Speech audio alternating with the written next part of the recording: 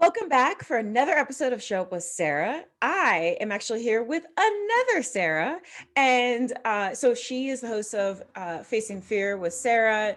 She is very, very vocal and open. And I don't have a third word. I don't know why I always try to go for a third. On social media, I have followed her.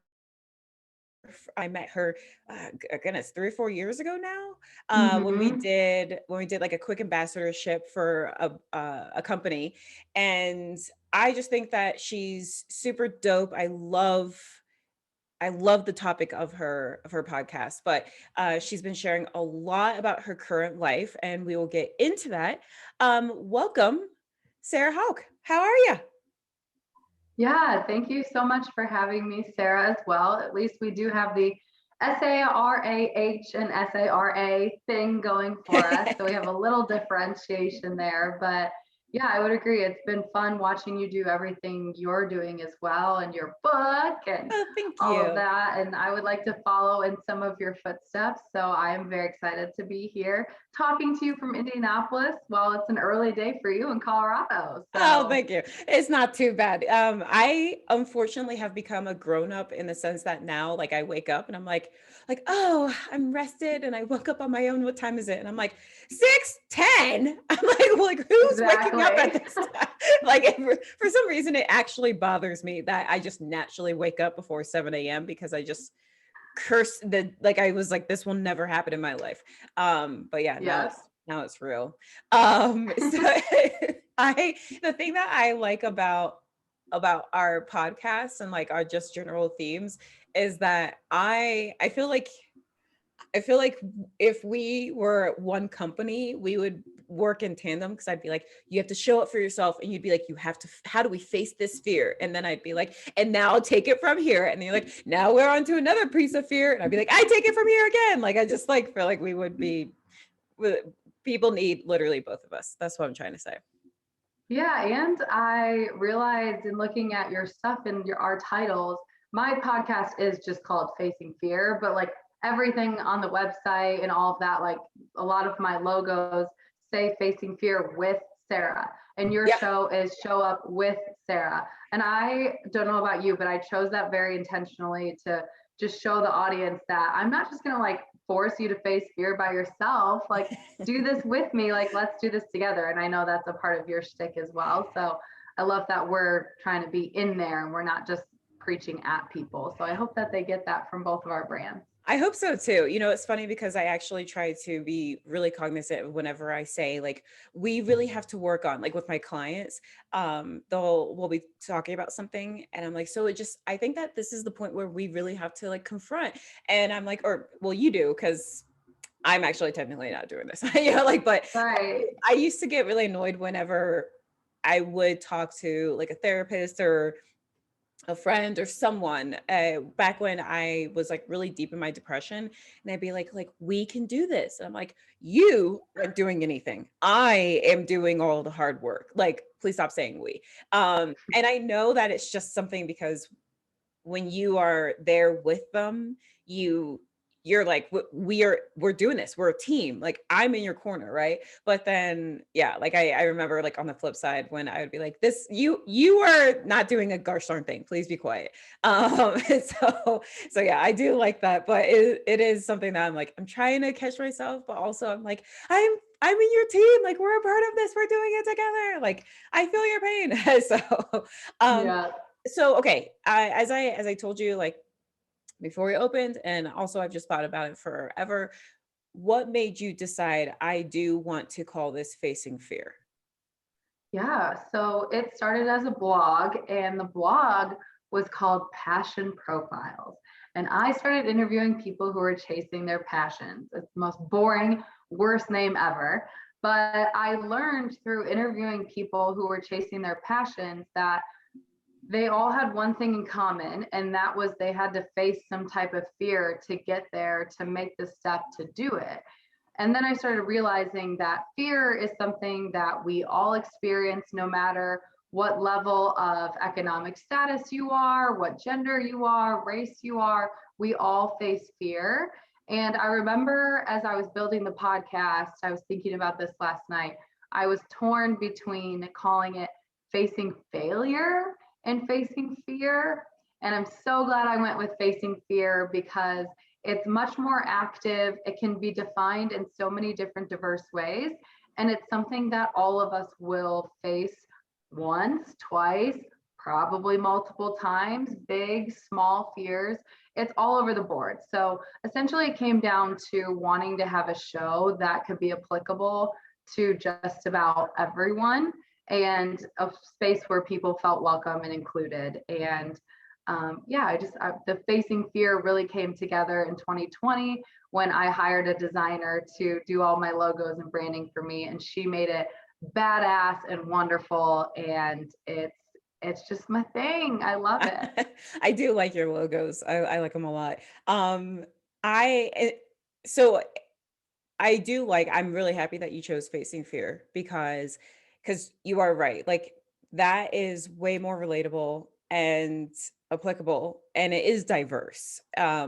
Because because the idea of failure, I think that sometimes we place it into certain um spaces only, like with business or trying out for something or whatnot. But I mean, like failing at a relationship is real. And I think that also, like, a lot of people don't like to use the word fail or failure when something doesn't work out because they want to remove how harsh that wording can be, which is super okay. Yes. But so one thing that I talk about with my clients is that we can do all of the work together. We can dig in the dirt, we can get super deep and turn over all the soil. But when it comes down to it, every single issue that we really have and that we have built defense and survival mechanisms around is a fear. And it's just really hard to, as you say, like face it and just be like, yeah, I'm really scared. I'm really scared of this. Like, it's real. And I actually am working on a book, and I'm going to be bringing a new series to Instagram. Maybe by the time this comes out, the series will be already be out. But the reality of like being lonely and like being single, and I think that it's really hard also now to confront and be honest about your fears. I think in this day and age, because like anytime that I have a moment where I'm like, oh, I should like talk about being single because I've been single for literally ever. I will like open my Instagram and it's just filled with people who are like, you know, I'm only focused on my money and my purpose, like, or like, I'm a single woman and I'm so blah, blah, blah. And I'm like, or maybe I should be feeling more empowered, I guess. So, like, I don't know. Like, I don't know which one I'm allowed to be feeling right now. And the fact is that you're literally allowed to feel both. You're Yeah. allowed to feel the fear, and then also you're allowed to have days where you are empowered. Yeah. Um, Kicking ass. And yeah. yeah. So like when we met, you were here in Colorado and then you moved to Indiana. You have your podcast, you have gotten married. And so like, what are some moments for you? And we can bring in current stuff too, but what are some moments for you where you're like, yeah, like I am just outright scared of failing or not achieving or receiving the no, and confirming that the answer that God or the universe has given me is no. But also you're like, but I'm also really empowered that I'm just giving it a go and I'm facing it. Yeah, the two things come to mind. One was last year, actually, right around this time, my husband and I bought our first house, and it actually came 2 years prior where we majorly failed that. Yeah. We were undereducated, underfunded, was not a good realtor, did not have a good experience. So it became a large fear of ours of how are we going to buy a house in the future. And this was just a big goal for us. We really like Indianapolis. We knew we wanted to put roots down here. And so I just had to dig back into what I try to teach people as well. And I tried to figure out what was not making me happy in the situation. And it was feeling like I had no idea what I was doing. So I went and got myself some education, bought some books, went through them. That was very helpful. And then I also decided we changed up our realtor big time, and we just put our heads down and saved for a long time. So the fear of buying a house was huge for us. And then the empowerment came when we actually did buy the house. And then I did a whole podcast series afterwards about people who were buying different property. And I interviewed people who were buying houses, who were buying property to rent, who there was an individual who her and her husband bought for years, and then they went back to renting because it just didn't align with their financial goals anymore. So yeah, usually following fear, there's empowerment. And so that I've experienced that through buying a house. And I will say, on the current situation, I am facing fear right now through a cancer diagnosis where I'm in active treatment that will end probably in September or October. And so I'm doing a lot of facing fear right now. And I'll be completely truthful, I hope there is some empowerment coming afterwards, because it's been a really hard journey, physically and mentally, but honestly for me more mentally. So I hope there's some empowerment at the end of this rainbow, because I could really use it. Do you think that empowerment only comes when we succeed or when something's done? Or have you had any moments? Because like obviously I've followed your whole journey, and you have had time you're like, yeah, I just can't post anything positive right now. So that's just what it is, right? But then also the other day I was looking and you had, the fake tattoo on your the back of your head, and you're in your bikini and you're dressed out and like whatever. And so like what that looks like are many moments of many, not many moments of empowerment where you're like, yeah, I'm bold and I'm just doing it. Like I'm literally just still getting up and doing what I need to do. Like does that feel like many moments of empowerment, or does it just feel like you like I'm just scraping by. I'm just doing whatever I can. Yeah, I love that. This is a really good question. So, is there empowerment when you're going through it or facing fear? Or do you have to wait till you get to the end of the rainbow? No, I think there is, because that's the only way that you keep showing up and you keep being brave enough, is if you get those little moments. And a lot of the times, yes, you have to create them yourself. When we were buying the house, it was admitting to myself and being vulnerable enough to know that I'm not educated on this. Yeah. So when I bought that book and I went through it like it was a college textbook, because I am a like physical reader, Yeah. takes notes, highlights person, that was empowering for me. And I started learning some things, and I did not become an expert or a realtor overnight, but that was empowering and helped me. Yeah. And then exactly the things that you have cited on social media, those have been empowering through my cancer journey, because this has been a long journey, and the whole thing from start to finish, although it never really ends, but from my diagnosis to my cancerversary, which is in October, so my 1 year, kind of bring it back around. Yes, I've had to cling to small moments of empowerment, and they've ranged from everything from being the bald one at a bachelorette party and putting a fake tattoo on the back of my Yeah. bald head for fun, to getting a swimsuit that I felt really strong and powerful in, to moments where I was also taking a nap every single day during Yeah. that bachelorette party, because physically I just can't keep up right now. So yes, there are little moments of empowerment through facing fear, and I believe you have to either generate them yourself or be looking out for them, because otherwise there is no, carrot leading the stick. Like, you got to be able to continue somehow positively, somehow empoweringly, and not wait for it to come at the end of the rainbow, which is kind of in a contradiction to what I said with, I hope there's something at the end of this for me. I would just say cancer is just a little bit different than all the Oh other yeah. fears No. we face in life, but I can't wait to be done with treatment and to have a sound body and mind back to start making some reevaluations and decisions about my life that I could see coming. Well, and I don't think that it's a contradiction, because in life we will have things that the we can find empowerment during it. And then there will be events and situations where you're like, if I can breathe today, then that is about all I got in me, Yeah, like you you know? just have to patiently wait sometimes. And that nobody is naturally patient and nobody likes to wait. But yes, so true. So true. Because I when I was really bad in my depression, I had a moment where, and I was actually just reflecting on this past week, and this morning I was like, oh, I have to do a post about this because it's really important for me. But I remember I had a moment where I was just kind of like yelling at God, and I was like, if you do not take this from me, then just kill Mm. me because I am over it, right?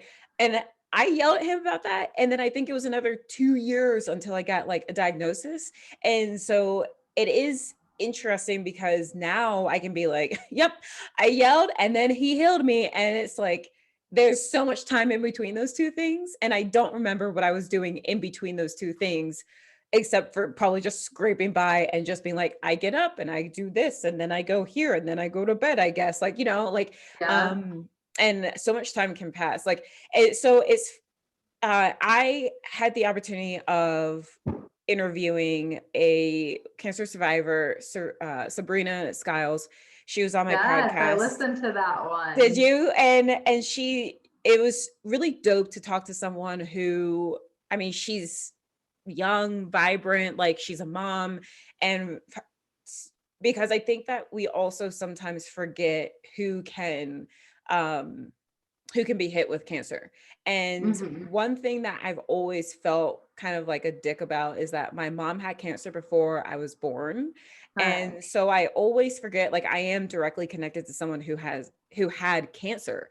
Uh and so when I do talk to people who have it, like what as I talked with Sabrina, I was like, what was it like in the movies where like everything slows down and you're just like, and like the doctor's voice goes kind of like "Woo, woo, woo," and and like like because I'm like I want to receive this so I can really really grasp it, because I think the one thing with cancer that I have had to admit to is that it often really feels very distant to me, and it just seems like, hey, she's doing it, but she's gonna be great and she's killing it, right? Like, go Sarah.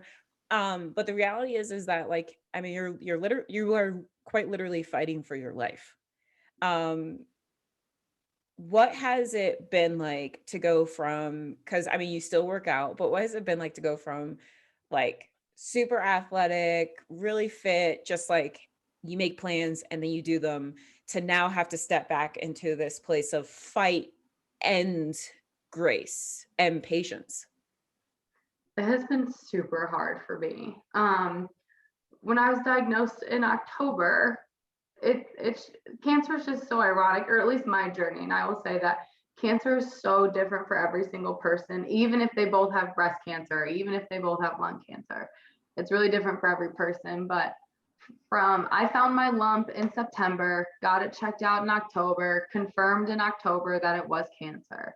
And like I didn't feel anything other than a lump, but that Yeah. lump didn't keep me from working out and being a fitness instructor. Like I felt totally fine. Like I could breathe, I could see, like everything was fine. Yeah. So from that point in October to January, I was a superhero. I did whatever I wanted. I worked out as much as I wanted. And when I worked out like twice as hard because I knew that it was going to end once I had my surgery. So then the slowdown for me really hit when my first step in my cancer journey was having a bilateral mastectomy, which is removal of both breast tissue and everything functioning about the breasts. And then I had plastic surgery all in the same surgery, which is really nice. So I still Yeah. have breasts. They They're look just great, by fake the and way. they don't work. Thank you.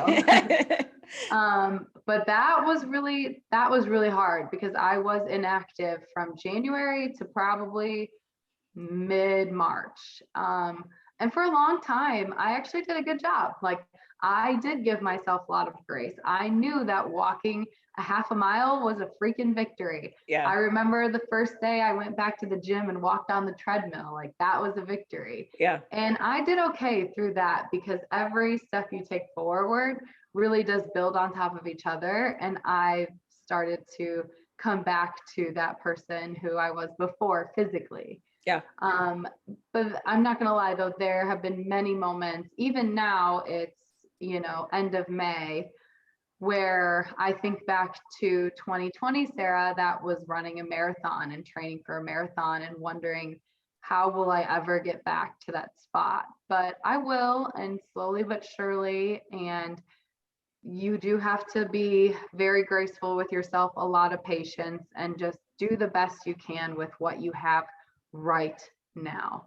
And so for me, that's lighter weights, it's shorter cardio, but I'm trying to build it back up. And it has been quite the challenge. It's probably the furthest I've ever stepped back from exercise in my like whole life, because Yeah. I've had some knee surgeries and stuff, but then you can still go do whatever you want with your Yeah. upper body. Yeah. But with this, like, it's right here, and it's kind of affects your whole body. And then I went into chemo, and that's a whole other story of how that affects you physically. But yeah, it's been crazy to watch myself, my body change in ways that maybe I would not have picked for myself, but to also remember exactly what you said. Like, this is my fight right now. And I am fortunate that I do get to fight for survival, and I'm going to get survival based on the type of cancer I have.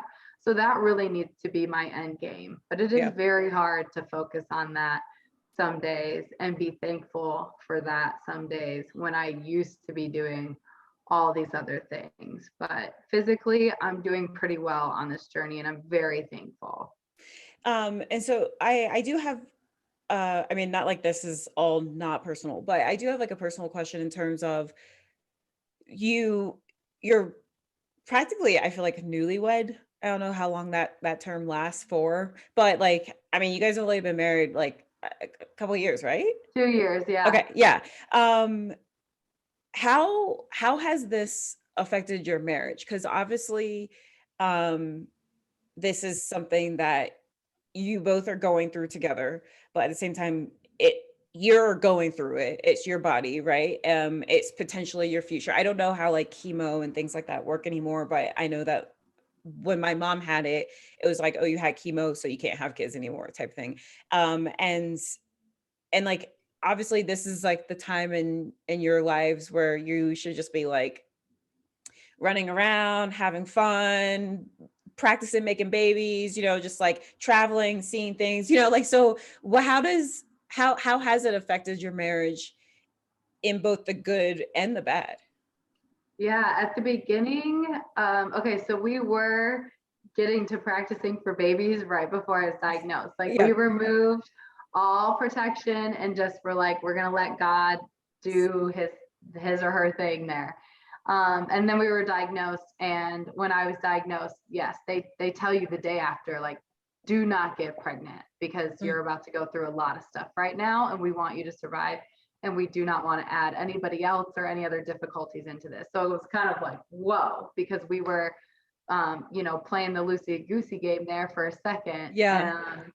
But then we were like, okay, like, this is our priority, is to fight this cancer. And I would say at the beginning of our journey, from October to January up until my surgery, it brought us really close together because we had to make so many decisions in such a short amount of time. And for us, they did not know for me whether I was going to have chemo or not.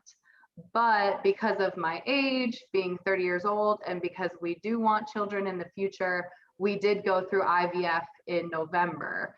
So Wow. IVF is in vitro fertilization. And, that was obviously, again, it's my whole body going through it, but he's right there next to me, and it's a Yeah. part of his decision in his world as well. So that brought us really close together because it's a really unique, challenging experience that not a lot of people our age go through, although it is a little bit more prevalent now. I actually had no shortage of finding people on social media our age going through Yeah. IVF at the time. So that was kind of cool that people are talking more about it. It sucks that it seems like people are having more of an issue trying to give birth or get pregnant naturally. But so that brought us really close together leading up to the surgery, which was a life-changing surgery. You know, I gave up 2 bodily organs that I'll never get back. So that was a lot going into that. And then after surgery, he was definitely there for me. I also had my mom around. And then when we started chemo, I did end up having to have chemo because they found cancer in multiple spots in my breast as well as in my lymph nodes. And so that's why I had to have chemo. And then we kind of like slowed down a little bit. It felt like we just started getting back into the routine of like he's a school counselor, so he went to school and I had other people take me to these chemo appointments because they're 4 or 5 hours long during a work day. Mm-hmm. And so we kind of like separated during that time and just were like making it through each day. And we realized that we felt like we were kind of taking advantage of the fact that I'm going to survive this. And so we came back together and slowed down, and he took off a day of work to take me to my 4th chemo appointment, which was a big one because it was the 4th of this like really intense one called adriamycin, also known as AC, also known as the red soldier or red devil. And so, yeah, so I would say like we've kind of like ebbed and flowed. It was really brought us together at the beginning. Then we kind of went back to normal-ish life. And then we were like, hold on, this is the only time we're going to experience this in life. This is it. I'm never getting this again. Yeah. Let's, be there for each other as much as we can and have him be a part of it as much as he can while balancing work and also the fact that I'm the patient, he's not. So Yeah. I would say it's ebbed and flowed for us, but overall, I know that when we are done with this journey, and I say done in air quotes because once you have cancer, it's really never over. But once the active treatment is over and we can really resume life and make choices we want to make, there's nothing we can't do now, right? Like, Yeah. who gets diagnosed with cancer at 30? Yeah. So Yeah. there should be nothing we can't do now. And I hope that we look back at this and draw on it as strength to do all these things we want to do. I like that. Okay, so another question that I have, and when you were talking before about empowerment and getting back to yourself and whatnot, all I thought about was how if I could describe what you're saying, it sounds like, this thing came along and just completely like gutted you, right? And like kind of ripped you of a lot of who you are. And it's just going to be a journey of finding pieces of yourself back along the way. What do you think are some things that you'll be adding to that now through like what you've gone through? Because you've always been an athlete, you've always been consistent, you've always been optimistic, you like all those things, and those are things that you're picking back up along the way, but obviously there are new things. Do you think that well, answer that, and then also do you think that you are just going to, because like like when we go through something and then people are like, I just don't have the same understanding of fear anymore, like I just don't have fear, or like like things like that. Is there anything like that also that you think like I've just kind of picked this up along the way and it'll just always be a part of me? Yeah, and again, like I when I think of my cancer journey, I think of it in like 2 parts. Basically from October to January, that was like my pre-surgery. I didn't really have to do anything besides go to 100 appointments. But I wasn't in any active treatment or anything other than the IVF, but that was all of a 2-week process because it goes by very quickly. Hmm. But it actually empowered me at the beginning, and it made me lean into more of who I am, which is someone who is positive, optimistic, faces fear head on, talks about it on social media, cries about it, laughs about it, all of these things. So I leaned like really hard into who I am when I was first diagnosed. And then I would say once I started getting into chemo, I started chemo in February. It's just such a long, boring journey. And I have it once every other week. Well, I did until my schedule was changed, but that's another story. But once I started getting into like the long part of the journey, that's when I lost some of myself. And some things that I have learned through losing myself is being present. I've read quite a few books about being present and how important that is in life. So those things I will take with me for sure beyond this. Being Mhm. present, slowing down, being thankful for every day. And I mean, it's all so cliche and basic and boring, but No, to but actually practice those things is really challenging yeah. and really hard because I was somebody who was like, go, go, go every single day. Yeah. So there are two things. I'll take with me the superhero person I leaned into from October to January, and I hope she comes back around. I don't think she's there yet as I'm going through chemo, finishing up chemo. But then I will also take what I've learned through having to slow down majorly with chemo and being so distracted mentally and being so unsure of myself mentally, because chemo is not just something that is given, chest down. It Yeah. really it comes all through you. So there are things I will take from both sides that I hope that will do me better in the future. Is there anything that at this moment, since you're not quite through it yet, is there anything at this moment that you feel like you are grieving or mourning? Oh yeah. In March and April, I think I finally grieved the fact that I actually have cancer. Like I knew I had cancer on October 14th, Mhm. 2021, when they told me. And when I started getting cute hats and Yeah. when I made my merch and when I started talking about cancer on the podcast, like I knew I had it then. But once all the initial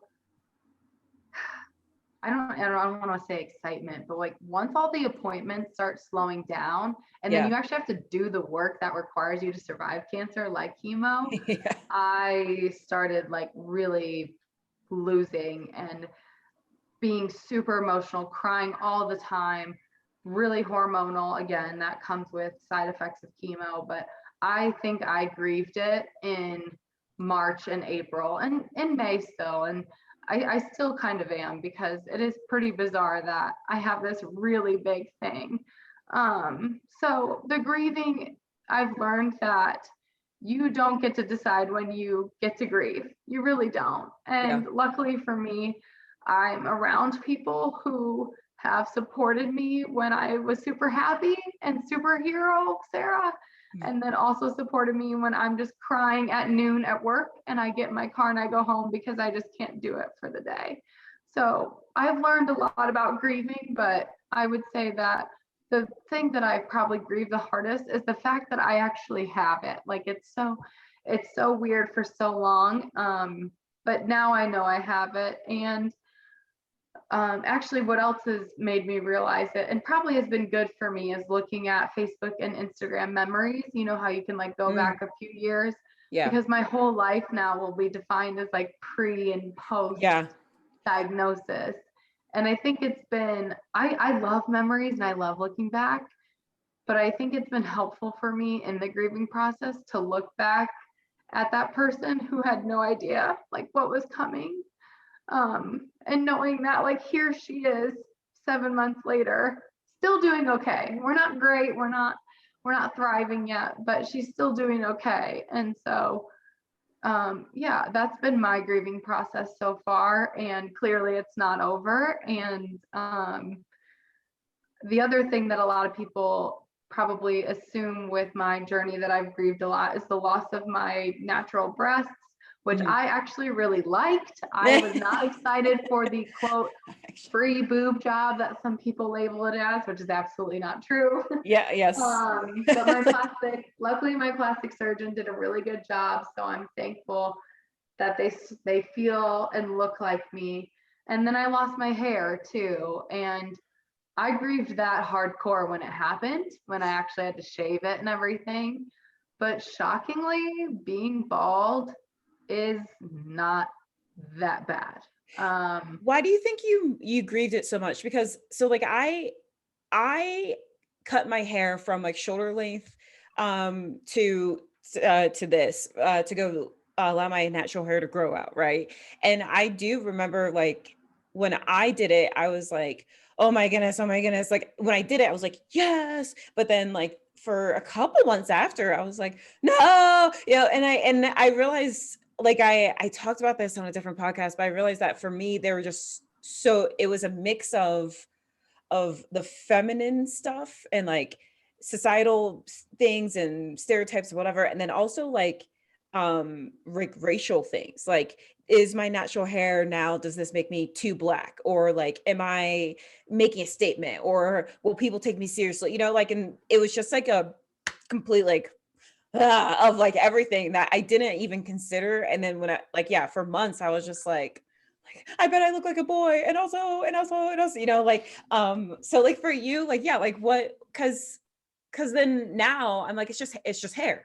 Like, I mean, I cut my hair on an Instagram live the other day because I was like, oh, it's gotten too long. And I literally was just like chop, like, and so, but the idea of then going bald, I know I would be like, my 2 inches, I can't do that. So like, yeah, like what do you think really was hard for you Yeah, I mean, most? specifically, the worst the worst and best thing about losing your hair through chemo is it happens fast. Yeah. It happened for me and on average for people after your second chemo appointment. Oh, So, wow. and by the third, I was there completely bald. So it's crazy it happened so fast. But That I is was actually actually fast. happy for that because if it was going to go, I didn't want this to be like a month-long thing. That And is true. so, yeah, it was going and it was shedding all over the place. So then we cut it to a bob, and then even the bob for 2 days straight, it was just everywhere, all over my clothes, the floor, my bed, everywhere. And so I decided to take a shower, and that made it 10 times worse because then my hair was heavy and like knotting together. And the worst part about it for me was the actual buzzing and cutting, which luckily my saint of a mom was there for me. She came in town because we kind of knew this was going to happen. Yeah, I And saw so it. she did it. But yeah, that was just another realization of like, holy crap, this is like This is real. actually happening to me. And I don't really care that like now other people will know because my boobs are under a shirt, right? Like Yeah. I could walk around all day and nobody really knows that I've had breast cancer. But when you lose your hair, that's a pretty obvious significant feature of a woman missing. That Yeah. probably means, I don't know, she could be a badass model or she probably didn't choose that. And Yes. so I didn't really care about what other people though. It was just more for me. Like the worst part was the actual cutting and shaving of it. But again, so much credit to my mom. She did it so quickly, which I just want to get it over with. Yeah. And she did such a good job. And then here we go again with those moments of empowerment. I was like, you know what? I don't know if this is doctor recommended or I should be doing this, but I was like, Mom, let's go. I'm getting my nose pierced. So I got my nose pierced on the same day that I shaved my head because I was like, if I'm losing my hair, then I'm gaining something cool. Yeah, I like So that. my mom and I went and got my nose pierced, and it was freaking awesome. I like that. And I love it so much. And yeah, so it just the balance of loss and grief, but you gotta look out for or create those moments of empowerment or joy because those are really what keep you going. Um, yeah, so that's kind of how my like hair loss experience went. And being bald has not been that bad. Like, truthfully, I had a friend help me get together a really good skincare and makeup routine. So I'm much more Mhm. confident in like my face. Yeah. And then I've gotten some big earrings that look cool. And then I went bald in March. So it's still cold. So I would just wear beanies and I would look pretty normal, although you can definitely tell something's missing. And then now it's summer. So I wear a lot of ball caps. And then I did get a wig that I really like that Yeah. I wear on It's very cute. occasion. I've Yeah, thank you. I So I there's mean been ways I've overcome it. it is real because yeah, like when you do cut your hair and it even just going from like long to short, like you do feel like you've lost some of your sexuality, you know, or like your femininity and all those things. And it's just so hard because if you say that, someone online will chirp up and be like, it's just what society has told us is, but, and it's like, okay, but it's still real. Like I still Yeah. have to do the work of picking those two things apart from one another. And we are 100% allowed to have a space and a time where we're grieving. Like I have decided certain things about myself based off of this, and then now I have to shift that to match where I'm at, you know? Um, yeah. So, all right. As before we started recording, I mentioned a little ironic that your podcast that you started a while back is called Facing Fear, and then now you have to do it every single day. So for you, okay. I'm trying like I thought of this and then I was like my brain was like but so I'm going to take a quick second to make sure because I am very good at just trying to fill the space. Um I I heard you and I saw you getting emotional when you were discussing kind of just like the fact that you realize you have this really giant thing. And I think that sometimes we if we are carrying something really big, we feel like maybe it's not fully there because we still have to literally get up and do everything that we're supposed to. And I one thing that I have talked about when I've discussed the idea of soft space is that it's hard to live with something. Like for me, it's depression and anxiety, and to live with something where you are willing yourself to get out of bed, but then you know you have to because literally no one else is going to take the dogs out, like no one else is going to go to work for you, no one else is, you know, like all these things. And so I'm sure that it can kind of get really muddied where like every day you wake up and you're like, I have this giant thing that I'm living with and I should be able to like push pause and deal with it, and you can't. And the other thing is that I had to remind myself sometimes when I would be like at my lowest, and obviously like mine is not the same as yours, but it's the only perspective I have where I'd be at my lowest and I would be someone would be nice to me. And I'm like, do you know how much it took for me to get out of bed today? Like seriously? And like then it really sucks when you realize I'm living with this giant thing, life and death thing. And like it no one cares.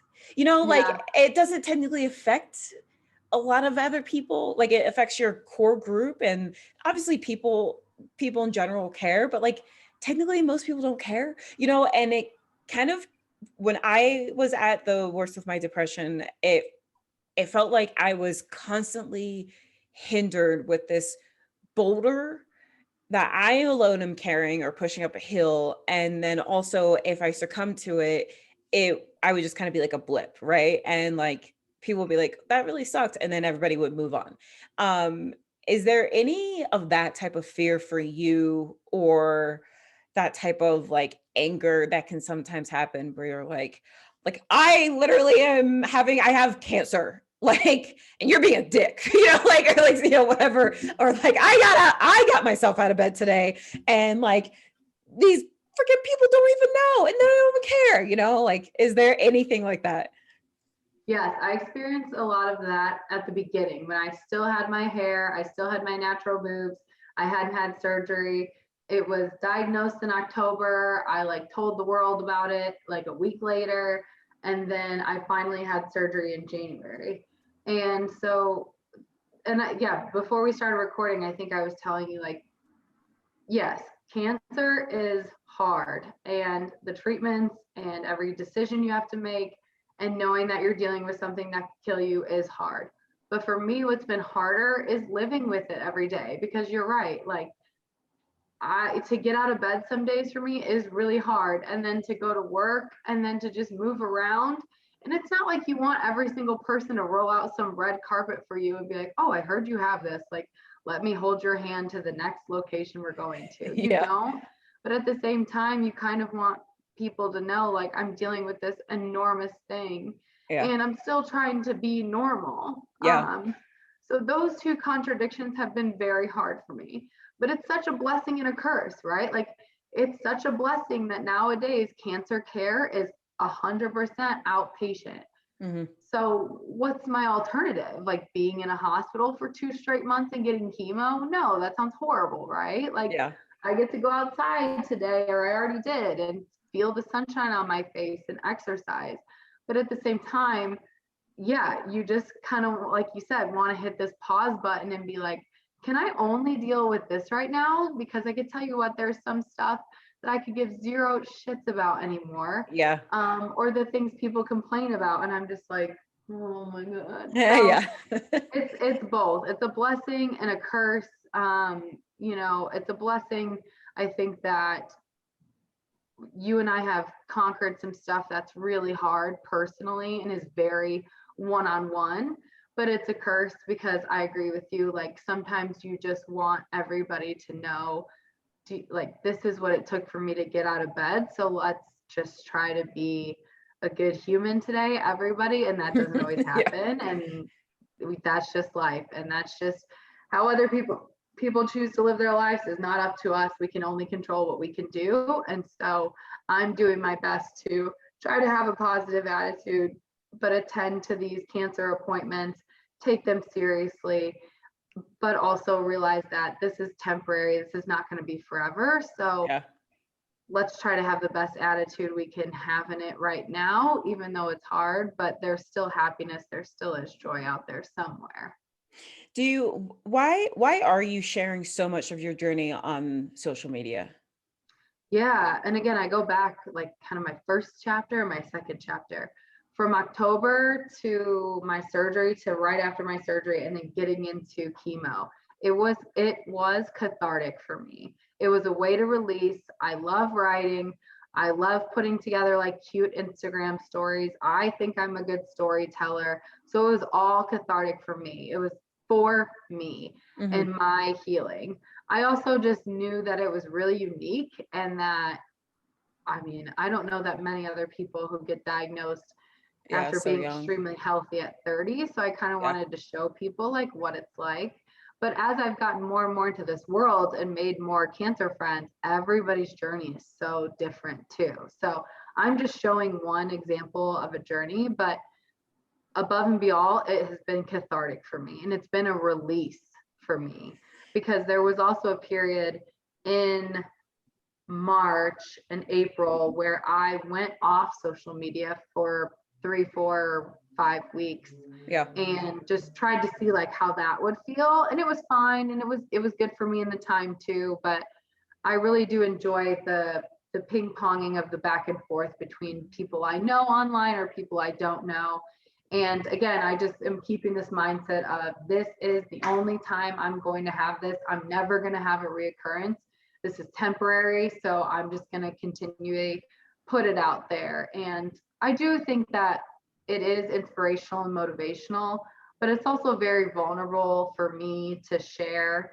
But if I can get through chemo today, then I hope somebody else knows that they can handle whatever obstacle might be in their way today. So I've always wanted to help other people, but it was helpful for me too to just get it out there and release and try to have fun with it, try to make fun of it at times.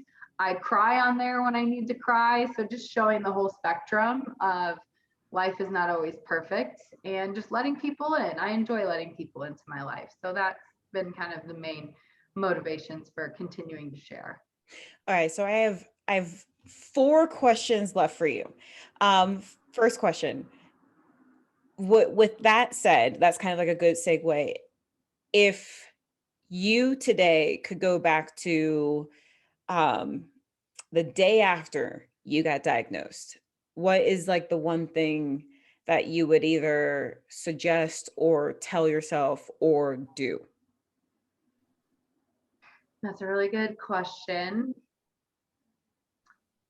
I feel like I probably wouldn't change too much. The only thing I would tell Sarah is that you have got to be nice to yourself.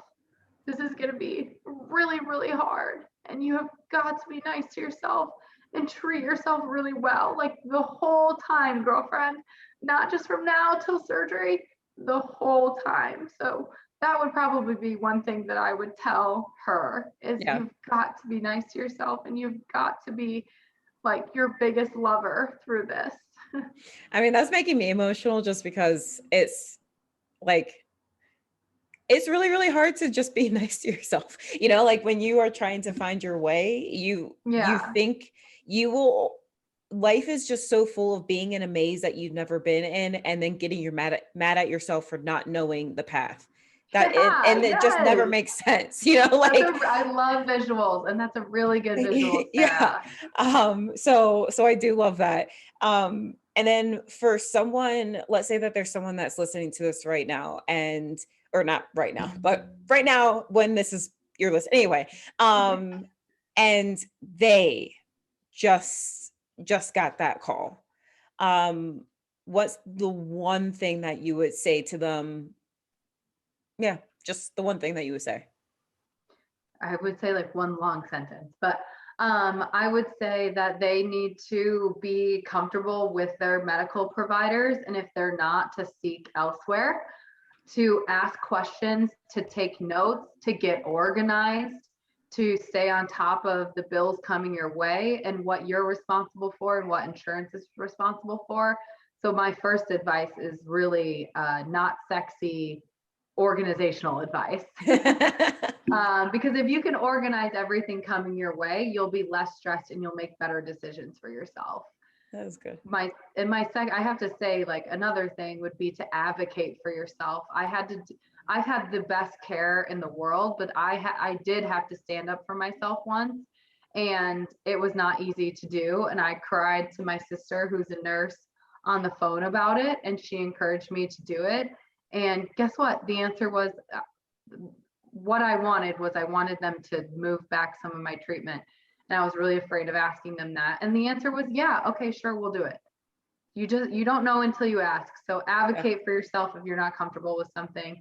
And then third, know that your journey is going to be very unique. You can read all the books you want, you can go online, you can talk to people on social media under the hashtag breast cancer warrior, whatever, but know that your journey is going to be really unique. And finally, to be nice to yourself the whole time. Be nice to yourself. Be nice to yourself. I feel like I need to like write that down. It's literally because I feel like that's advice for life. Stay organized, speak up for yourself. Um crap, I listed it and then I unlisted it. Wait, stay organized, speak up for yourself. Crap, what was the third one? I think I said to ask questions or something. If you're not, oh no, your journey is Oh, yeah, unique. unique. Yes. Yeah. Okay. Let me start over again. So stay organized, speak up for yourself. You have your own thing and then be nice during the whole time. That sounds like literally maybe just the recipe for life. Because honestly, being Yeah. organized in life is just so crucial. I cannot tell you the amount of times I have paid late fees because I literally was not organized. So I like this advice for just all of Me life. too. Me too. Okay, and then last two questions that I always end every podcast on is how do you desire to better show up for others? For others, it is definitely through my world with facing fear. It's why I created it, because I wanted to showcase it, like, two sides. I wanted to bring people onto the show to tell their story that I don't think they'd have the opportunity to tell otherwise. Mhm. So that's how I'm showing up for them. And then packaging that story and putting it out to the world to show up for other people who may be feeling very lonely through their journey of facing fear, and sharing and showing them someone who's done it before. So I want to continue showing up for others through facing fear, but also through, and cancer's made me realize this and taught me this, through the everyday little things in life, and checking in on a friend, going over to a friend's house after work, even though I might have A, B, C, or D thing to get done, but they've Mhm. asked for me to come hang out or come listen to them or walk their dog with them. I want to show up in little ways in life too, and calling my mom or calling my sisters and family, and um, in those private moments where we're not trying to do an Instagram campaign for our next podcast guest. So I would say those are the ways that I want to show up publicly through facing fear, but privately through the relationships that I have that are just as appreciated and just as valuable as things that we put out publicly. And how do you desire to better show up for yourself? Yes, I am learning a lot about that right now, but there is no reason that I shouldn't have a lot more confidence in myself. There's no reason that I shouldn't be a lot nicer to myself. There's no reason that I shouldn't believe in myself more. So I've learned through this journey that those are some things I need to show up for myself for. So I would say niceness, compassion, confidence, and believing in myself. Why would I not believe in myself? Why would I not do those things? So those are some ways that I'm working on showing up for myself. I love it. Thank you so much for being here and for being open and vulnerable and just sharing this conversation with me. I'm looking at your merch, and if you are listening to this, or if you're watching this when I put it on YouTube, if you need some cool gear, I don't know why I brought it up because it's not like I can show it, but I was like, I wanted to show it. But she has bucket hats, she has crop tops, she has hoodies, what I do like about your stuff is that it's not just like all pink, which Yes, yes. like so yes, I really like your stuff. If you are listening to this, definitely find Sarah online so you can follow her journey. You can see where she's been even more than a year ago, because it all matters. And if you are looking for gear to support Sarah or to support someone in your life that is dealing, Yeah. definitely check out her website. That is facingfearwithsarah.com. Thank you so much again for being here. I was like, well, it literally doesn't make sense that I haven't asked her to be on my podcast yet. So I appreciate you. I appreciate you. I appreciate it. Is there anything else before we sign off that you want to say, promote, share? Thank you for having me. And it was so good to reconnect with you. And I'll be excited to listen to this in the future. Um, but I really am going to take this showing up for myself thing with me after this conversation. And I hope that all of your guests do. And I hope that inspires your audience to show up for themselves, because we really have to do that first before we can show up for others or projects or careers or side hustles. So I also love that you can define show up for yourself however you want to or however you need to in that moment. So Yes. I've taken a lot of your theme with me today, and I'm glad that we had the time to have this conversation. And I hope that the audience takes something from me, from you, Sarah, or from many of the other great stories that you've showcased so far on your Well, podcast, thank you. and that we all remember to show up for ourselves, but also show up for what other communities are in need of our amazing talents, personalities, uniqueness that we bring to the table. So I am taking a lot from this today. So thank you. Thank you. I need you to start recording all of my sound bites because you're amazing. Have a good day. And to everybody listening, you are loved. You are awesome. Keep showing up for yourself and for others.